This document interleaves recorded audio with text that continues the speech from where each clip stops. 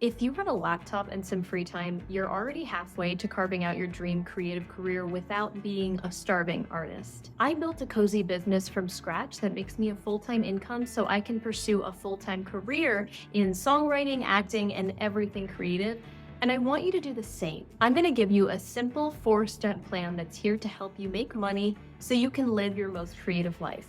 But before everything, we're starting with getting really specific, honing in on a craft, because the first step is investing in learning, even if investing means your time versus your money. There are two sides to this coin. Some say college is the best and only way to go, but I've recently been hearing lots of talk about how people think college isn't really necessary to pursue a dream career. In my experience, I believe investing in some sort of education, college or not, typically speeds up the learning process that would otherwise take years to figure out. In order to make money to build your creative business, you'll need to invest in learning something, and likely something that's not just your art. There are three main avenues of what I consider higher education. The first one is a college degree.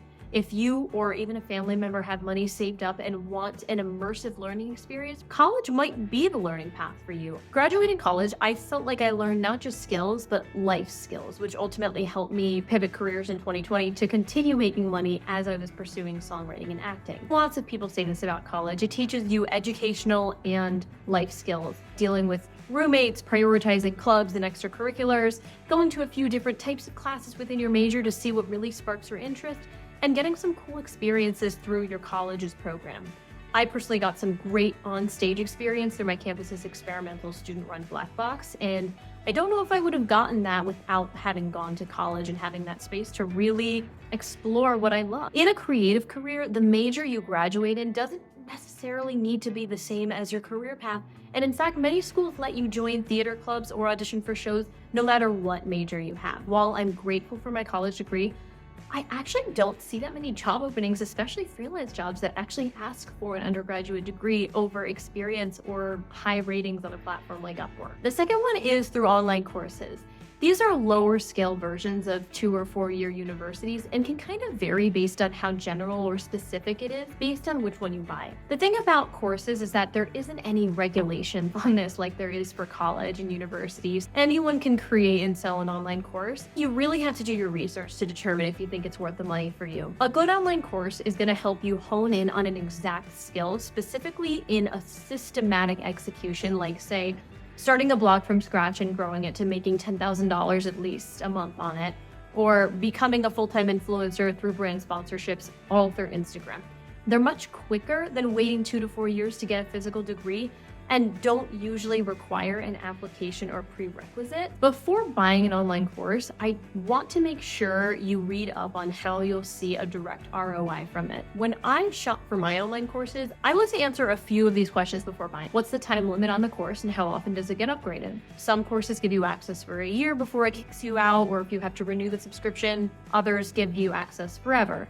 As far as updates, some courses get updated every few years, like if Google has an update or if the course creator wants to talk about Instagram Reels on a course they made before it even came out. Other courses never really get updated. You get what you paid for, and that's about it. Another question I typically look for are what community-based elements are paired with the modules and how is it monitored? Typically, there are 2 parts to online courses. There's the course itself and some sort of community attached to it, like a Facebook group or a school group made up of just the people who paid for the course. Some groups are rarely monitored by the course creators and are really just kind of a sounding ground for the members to ask each other questions. Others have the creators and their teams actively answering questions and engaging almost daily. Another question I like to ask is, what are the specific modules in the course? Sometimes you'll actually be able to see the modules in a course before you invest in it. So for example, if you're looking for a course that'll help you have unlimited ideas for a YouTube channel, but the course is about setting up the channel and editing your videos, you might want to look elsewhere in order to actually learn how to brainstorm those ideas like you were looking for. The last question I kind of look for is how many hours of learning is in the course. So I've taken ones that are 10 hours of learning and I've taken ones that are 50 plus hours of learning. The latter definitely felt more comprehensive than the first one, but also had a bigger price tag. It's definitely a balance. From my experience, the more in-depth courses tend to be in the thousands price range, while the more general ones tend to be in the hundreds. Now, the third higher educational platform that you can go down is actually free, and it's YouTube. If the idea of going to college or investing in online courses makes you feel like you're gonna have negative $3,000 to your name, I've honestly been surprised at how many people don't take advantage of free learning from YouTube. Here's a list of the biggest things I've learned from YouTube over the past 4 years becoming a full-time freelancer. Getting top-rated status on Upwork.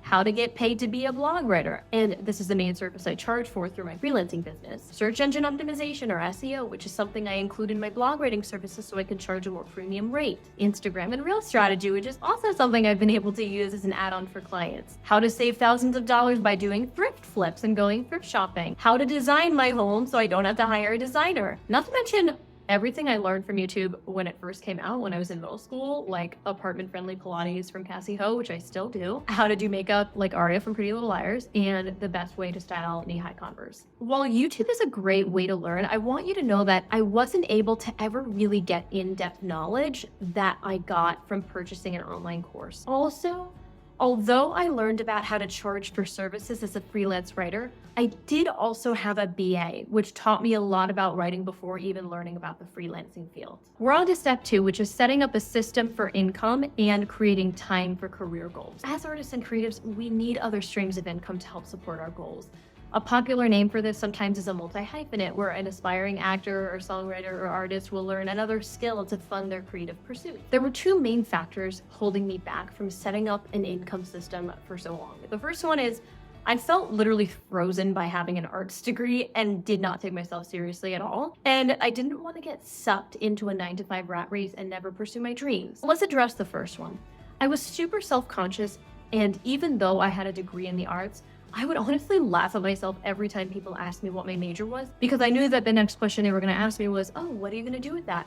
And honestly, I just was so ashamed of wanting to just be an actor and having this big, naive dream. On top of that, once I graduated, I felt like businesses would judge me for having a theater degree and applying to more professional roles to make ends meet. I spent a few years just hopping from one minimum wage job to another because I didn't think I had any other valuable skills other than standing on a stage and singing. Now for the second one, not actually wanting to try for a 9-to-5 because I didn't want to get trapped. I read enough self-help books to know that I didn't want to get stuck in a job that I hated to slow me down from getting closer to my dreams of being a performer. I felt like even if I did have the skills, it would hold me back, not move me forward. Now, you might feel like you have a little bit of both of these in you, and honestly, I think we all kind of do. So my probably unpopular advice for you is to just take the job, take the money, save the money, but have a plan for what's going to happen next. Whatever you may take, the 9-to-5 or a freelancing gig, both of these approaches include paying your dues, aka taking low-level jobs,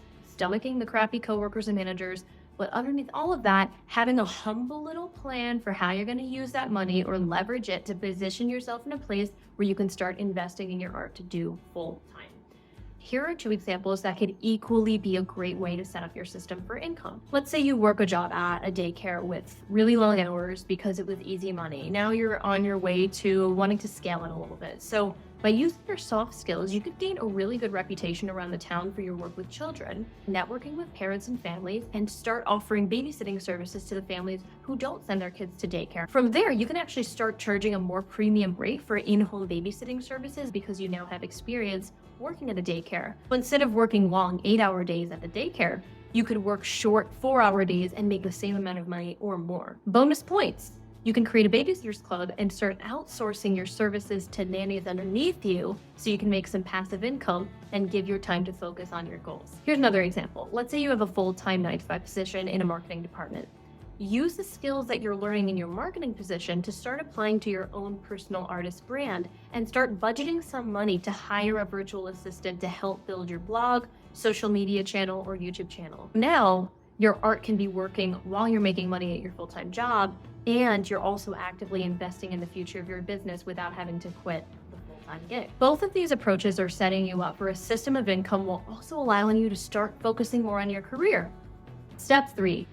Delete distraction-based social media for at least 6 months. I know for most of us, Instagram is a love-hate relationship, but at this point in your career, if you're really prioritizing investing in yourself, you need to stop being a short-form consumer for a bit. Your focus right now should be on educating yourself, scaling your income, and establishing a content creation system to support your goals. Every minute you spend looking at other people's success, you're not investing in yours. And listen, this isn't just some hustle culture advice to tell you to stop doing everything fun, because I bet if I asked you how you feel after going on social media, the answer probably isn't, oh my gosh, I felt so much better after scrolling through Instagram. There are two main ways we tend to use our tech devices: as a distraction and for search intent. So social media like Instagram and Facebook is a distraction-based platform. We go on it because we're bored. We want to scroll and we want to have something entertaining or educational or inspirational pop up to tell us how to feel. It's not meant for actively searching for information, but rather distracting us for when we need a brain break or waiting in line or in the bathroom, you know the deal. Search engines, on the other hand, like YouTube and Google and Pinterest, these are answers-based platforms. We go on them to search for something specific. So on Google,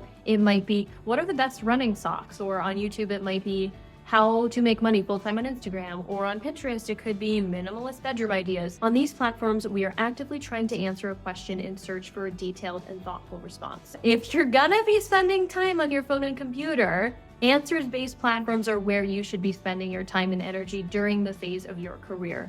Specifically, I'd say YouTube, because you literally have access to all ways to learn and grow for free. Delete Instagram and Facebook off your phone, at least for 6 months. I promise you it will be worth it, not just to help your career, but it's honestly kind of fun being the last person to know random things because you're too busy learning. Our last step, number 4, for each venting session you have, include equal parts gratitude. This might not sound like the most actionable tip out of this 4-step plan, but I really don't think you'll see this mixed in with strategic step-by-step advice often, so I want to make sure I included it. You need the chance to vent, and you also need to be reminded of the beauty in what you already have. Through this whole phase of your career, I guarantee there's going to be times where you're tired, frustrated, impatient, dealing with personalities that make you want to scream. Before we talk about gratitude, it's very important for you to have a safe and trustworthy person to be able to vent to, whether that's someone to text if you've had a long day, or someone you could send like a 6-minute voice memo to if you just really need to talk, or someone to call when you feel like literally nothing is going according to plan.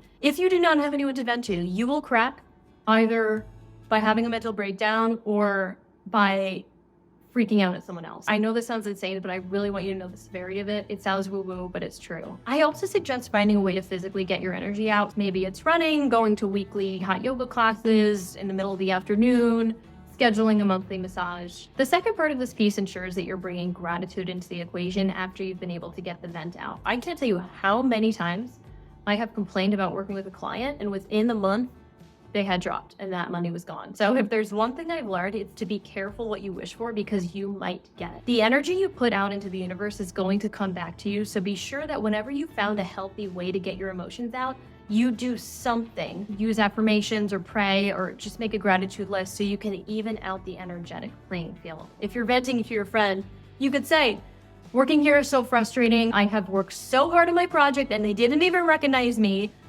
But I am so grateful for the money. This job gives me the ability to put away funds, and honestly, I'm so grateful for that. If you had any aha moments during this 4-step plan, please let me know in the comments so I can cheer you on, and feel free to check out my newest video and hit the subscribe button so you can get regular tips on how you can live a magical, cozy, creative life and pursue your dreams. See you next time.